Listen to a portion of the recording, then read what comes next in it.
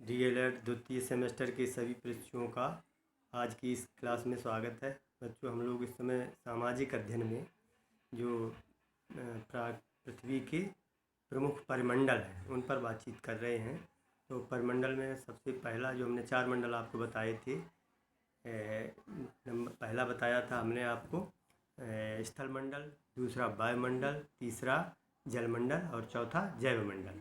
तो कल हमने सबसे पहले बात की थी जो स्थल मंडल है उसके बारे में आपको बताया था।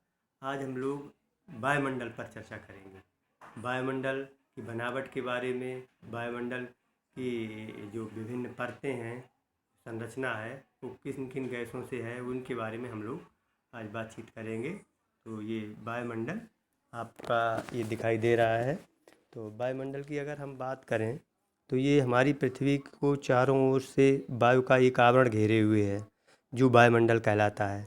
पृथ्वी की संरचना के चारों प्रमुख तत्वों स्थलमंडल, जलमंडल, वायुमंडल और जीवमंडल में जो वायुमंडल में इनमें सब में वायुमंडल जो है सबसे ज़्यादा गतिशील है। वायुमंडल पृथ्वी को चारों ओर से घेरे हुए हर प्रकार से सुरक्षित रखता है। वैसे सैद्धांतिक रूप से वायुमंडल स्वयं भी पृथ्वी का ही भाग है, जिसकी उत्पत्ति पृथ्वी के साथ से ही जुड़ी हुई है। और वायुमंडल के संपूर्ण द्रव्यमान का 90% भाग पृथ्वी की सतह से 32 किलोमीटर की ऊंचाई में ही पाया जाता है। वायुमंडल की इसी पूरी परत में अधिकतम परिवर्तन होते हैं। पृथ्वी के गुरुत्वाकर्षण के कारण वायुमंडल पृथ्वी से जुड़ा रहता है। वायुमंडल विभिन्न गैसों का एक मिश्रण है जिसमें वायु के कई स्तर पाए जाते हैं। निचले स्तरों में वायुमंडल का संगठन अपेक्षाकृत एक समान रहता है। शुद्ध और शुष्क वायु में नाइट्रोजन है, ऑक्सीजन है, आर्गन है और अन्य गैसें कार्बन डाइऑक्साइड, हाइड्रोजन व ओजोन भी वायुमंडल में अल्प मात्रा में विद्यमान है।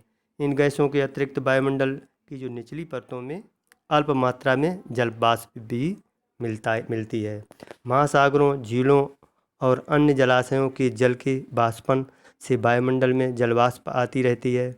इसके अतिरिक्त वायुमंडल की निचली परतों में धूल कण हैं, कार्बन कण हैं, पराग कण हैं जैसे ठोस कण भी पाए जाते हैं।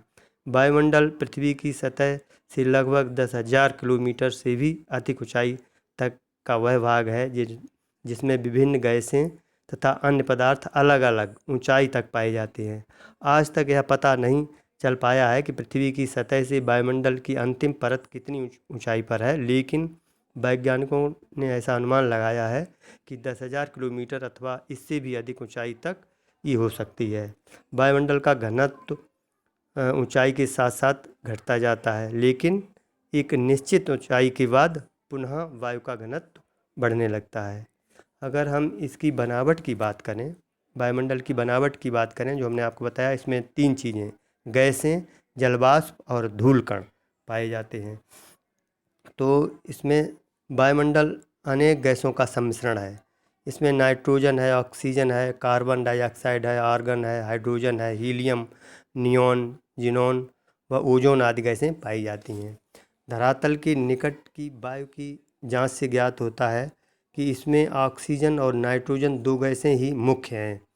वायुमंडल का जो 99% भाग इन्हीं 2 गैसों से बना है। शेष 1% जो भाग है वो अन्य सभी गैसें हैं उसमें। तो आप यहाँ पर एक चित्र में देखें, ये जो आपको दिखाई दे रहा है, अगर इसकी हम अनुपात की बात करें तो इसमें जो अनुपात दिखाया गया है, नाइट्रोजन जो सीधी खड़ी लाइनों से दिखाई दे रहा है, सबसे ज़्यादा भाग दिखाई दे रहा है नाइट्रोजन का। और इसके बाद जो सीधी पड़ी लाइनें हैं इसमें ऑक्सीजन दिखाई दे रहा है। और इसके ऊपर ये आर्गन जो बिंदु डॉट डॉट करके दिखाया गया है, और इसके ऊपर जो कार्बन डाइऑक्साइड बहुत ही छोटे छोटे कणों से दिखाया गया है। तो ये इसका अनुपात, अगर हम गैसों की बात करें अनुपात की, तो इस तरह से सबसे ज़्यादा आपको नाइट्रोजन दिखाई दे रही है। और हमने इसमें ये आपको ये वो चार्ट भी बनाया है, इसमें आप देखें वायुमंडल में मिलने वाली गैसों का जो परिमाण है वो है, नाइट्रोजन इसमें 78.03% है, ऑक्सीजन 20.99% है, आर्गन 0.93% है, कार्बन डाइऑक्साइड 0.03% है, हाइड्रोजन 0.01% है। इसके अलावा हीलियम 0.025% और ओजोन 0.03% है। ये इस तरह से इनका जो परिमाण है गैसों का। यद्यपि पृथ्वी के निकट वायुमंडल की रचना लगभग समान रहती है, किंतु ऊंचाई के साथ इसकी रचना में परिवर्तन होता जाता है। सामान्यतः भारी गैसें वायुमंडल के निचले भाग में और हल्की गैसें जो ऊपरी भाग में मिलती हैं। जैसे कार्बन गैस वायुमंडल में लगभग 25 किलोमीटर तक, ऑक्सीजन व नाइट्रोजन 100 किलोमीटर तक और हाइड्रोजन 150 किलोमीटर की ऊंचाई तक मिलती हैं। इसके उपरांत अधिक ऊंचाई पर जो है वो हीलियम, नियॉन, जिनोन आदि हल्की गैसें मिलती हैं जो कम मात्रा में है। हमने आपको इसमें चार्ट में दिखाया था। अब वायुमंडल की गैसों में नाइट्रोजन प्रधान गैस है। यह ऑक्सीजन की औषधीकरण क्रिया को कम करती है। यह गैस जीवन का आधार मानी गई है। इसकी खाद से खेती का उत्पादन बढ़ाया जाता है। ऑक्सीजन प्राणवायु है। यह प्राणी मात्र के श्वास लेने के काम आती है। ऑक्सीजन से ही शरीर को ऊष्मा प्राप्त होती है। वायुमंडल में कार्बन गैस की मात्रा बहुत कम होती है, किंतु यह बहुत ही महत्वपूर्ण है। इसके बिना पेड़ पौधे पनप ही नहीं सकते हैं। जीव जंतु भी अपना भोजन प्रत्यक्ष या परोक्ष रूप से वनस्पति से ही प्राप्त करते हैं। अतः कार्बन डाइऑक्साइड जीव जंतु और वनस्पति दोनों का आधार है। तो ये बनावट में हमने पहली गैस की बात करी। दूसरा है जलवाष्प की। वायुमंडल में पाई जाने वाली गैसों के अतिरिक्त बहुत थोड़ी मात्रा में जलवाष्प भी पाई जाती है। वायु में मिली भाप की मात्रा सदा बदलती रहती है। इसका प्रभाव मौसम पर पड़ता है। अतः मौसम की समुचित जानकारी के लिए वायु में मिली हुई भाप की मात्रा का जानना आवश्यक हो जाता है। भाप के कारण ही बादल, वर्षा, ओस और तुषार आदि की विभिन्न रूपों में जन्म होता है इनका। अब तीसरा हम अगर बात करें बनावट में, तो हमने आपको बताया धूल कण भी इस वायुमंडल में पाए जाते हैं। तो वायु में धूल एवं धुएं के कण भी मिले हुए रहते हैं।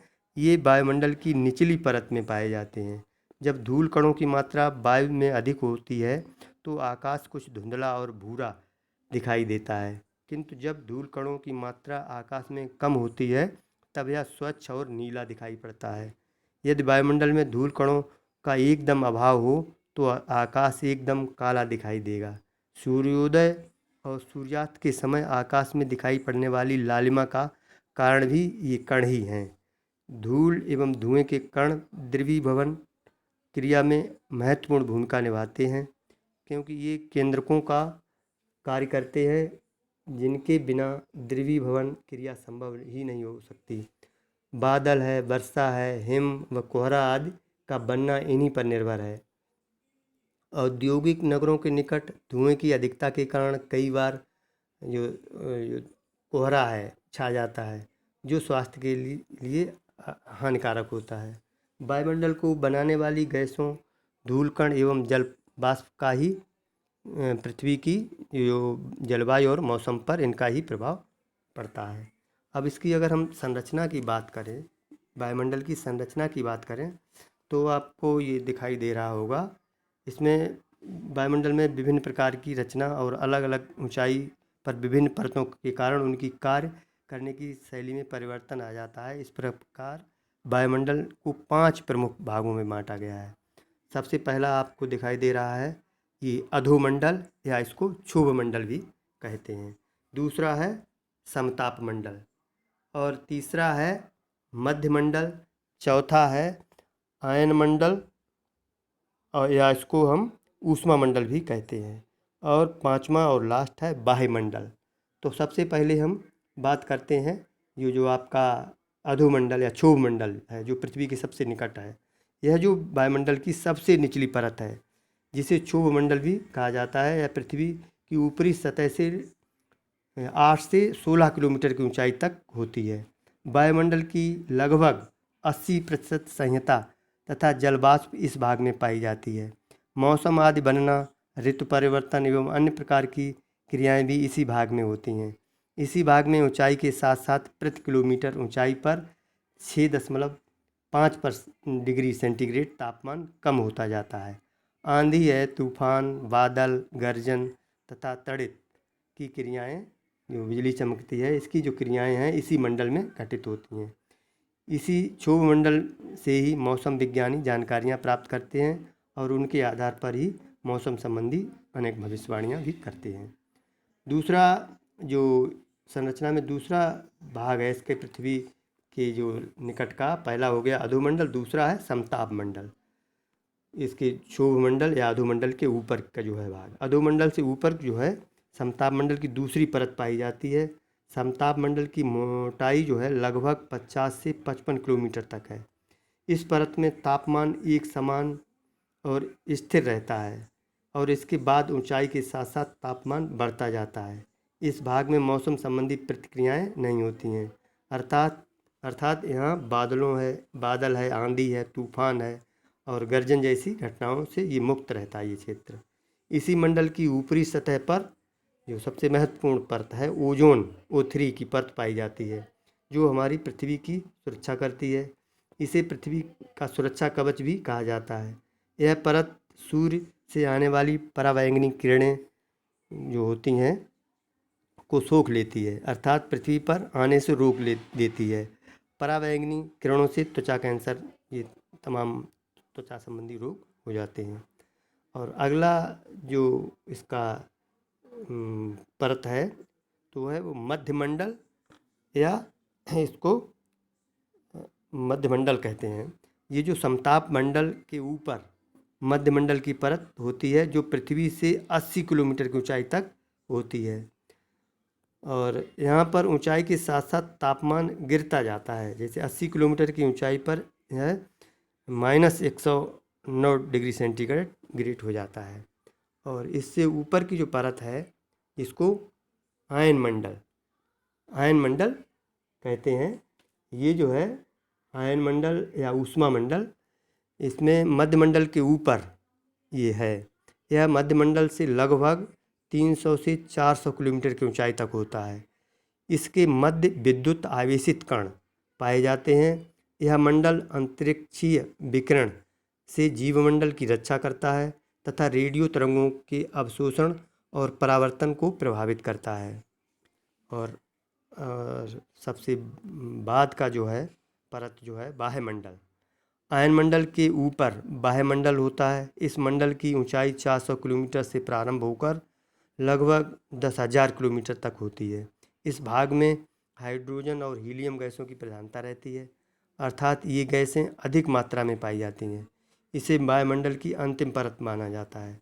वैज्ञानिकों के अनुसार वायुमंडल की अधिकतम सीमा जो 10,000 किलोमीटर तक हो सकती है, अर्थात शेष भाग में अब तक की जानकारी के अनुसार केवल अणु हाइड्रोजन का होना बताया गया है। पृथ्वी की जलवायु व मौसम संबंधी सभी परिवर्तन वायुमंडल में ही होते हैं, अर्थात वायुमंडल ही पृथ्वी पर जलवायु और मौसम के लिए उत्तरदायी होता है।